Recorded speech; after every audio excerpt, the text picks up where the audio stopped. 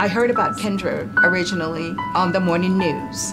I was moved to pray, not knowing that this child was going to end up in my heart, in my life. I was involved in the initial execution of the search warrant at the residence.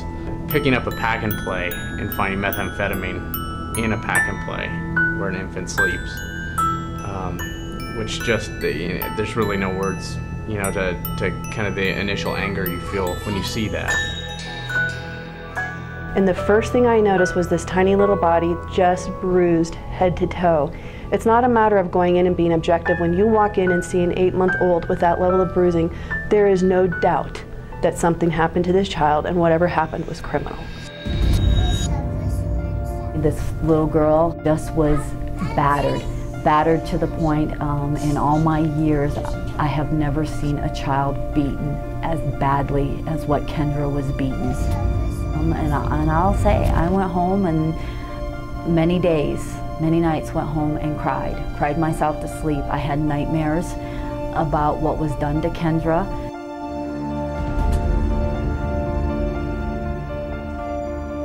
The doctor talked about the fact that this child did not have any brain activity, was on a feeding tube.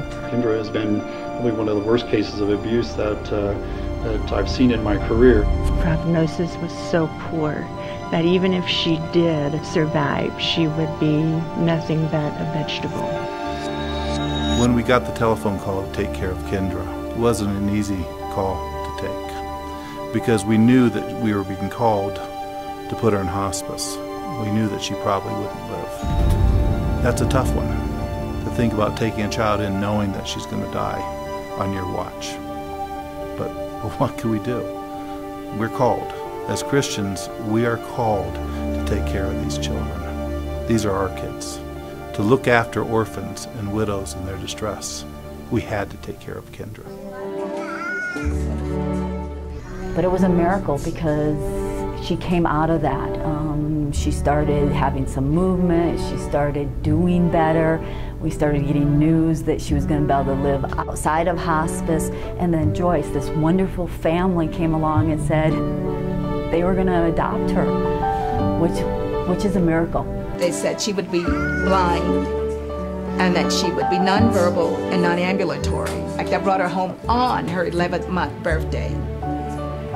And when I brought her home, she was like a 1 to 2 month old infant.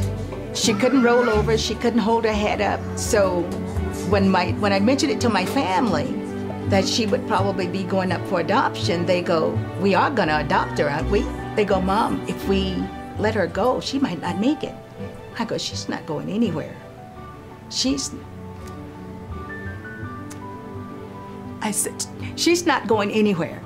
And I just knew that this was my baby, that I'm supposed to take care of her.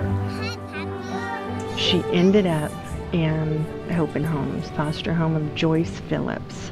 Joyce believed in Kyndra. Joyce believed Kyndra would defy the odds. I don't look at her disabilities. I see her possibilities. That's the foot. She's blind, and yes, there's some physical limitations, but the one thing that exuded from her, she truly seemed happy. Kyndra's not going to know what she could have missed out on or what she could have been. Joyce is going to make sure that Kyndra succeeds as Kyndra is now. I tell her every day, "You are my perfect little girl." She is so vibrant, so full of life. They thought that she would be nonverbal, and now she's 3. She knows her address. She knows what city she lives in. She counts. She sings. She does it all. A nonverbal child. What's the address?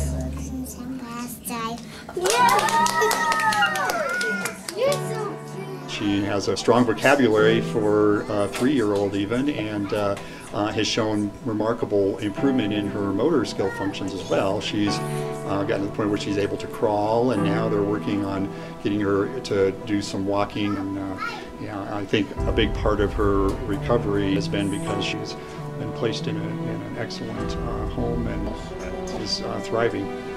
We don't get a lot of those. We don't get kids that are said that they weren't going to live and then turn around and are able to talk and move and that kind of thing. When they come to a Hope and Home family, they get an environment of safety, complete safety. They get a caregiver who believes in them. I really appreciate and admire the things that Hope and Home are doing. Hope and Home seem to go above and beyond.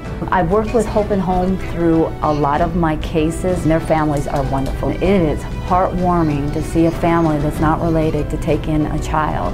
When Kyndra was saying, "Mama, Mama, Mama, Mama," I mean, the tears were rolling down my face because here's this child that was not going to live and she's talking. It was an incredible, incredible day for me to see that.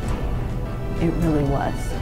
That's what Hope and Home is there for, is to recruit parents so that these children can have a family.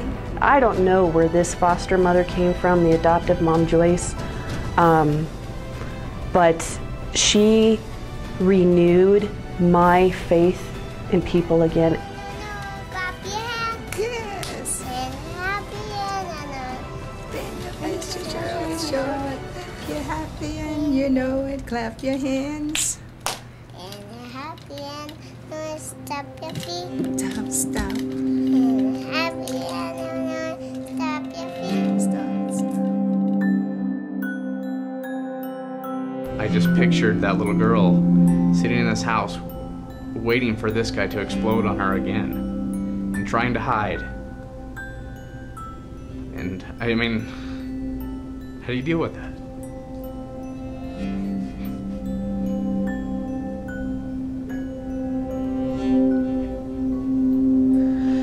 You know, still to this day, I go home every day and I hug my kids because I see what children's lives should be like, and it keeps me driving.